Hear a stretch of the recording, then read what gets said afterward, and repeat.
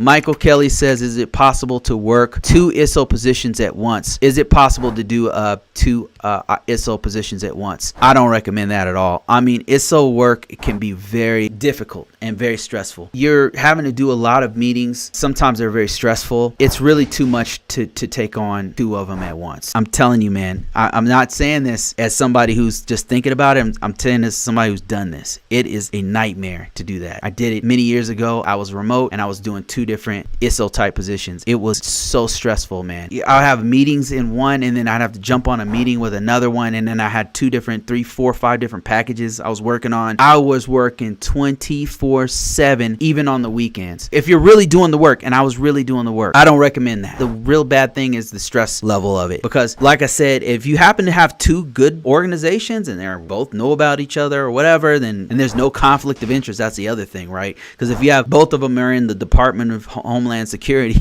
right, and one's a contract and one's a government, you know, there might be a conflict of interest, and legally you cannot do it. One's for some hospital that has to do some risk management framework stuff, and then one is for aerospace stuff. Then you could probably legally, there'll be no problem. There's no conflict of interest, because they actually ask you that when you're doing the applications. They'll say, hey, have you worked here before? Are you working directly with this organization or that organ? They'll actually ask you that. So if they're totally different, and then another thing is, you know, when you get hired, they'll say, we want you to work X amount of hours and X amount of time frame and all that kind of stuff. They might explicitly deny you from doing that. So it depends on your situation. You could do it. I don't recommend it. I made a lot of money at the time I needed it, but I won't be doing that again. I'll just put it to you that way. And not unless they're both part-time jobs. Both of them were like 10 hours a week, then maybe, you know, maybe. It depends.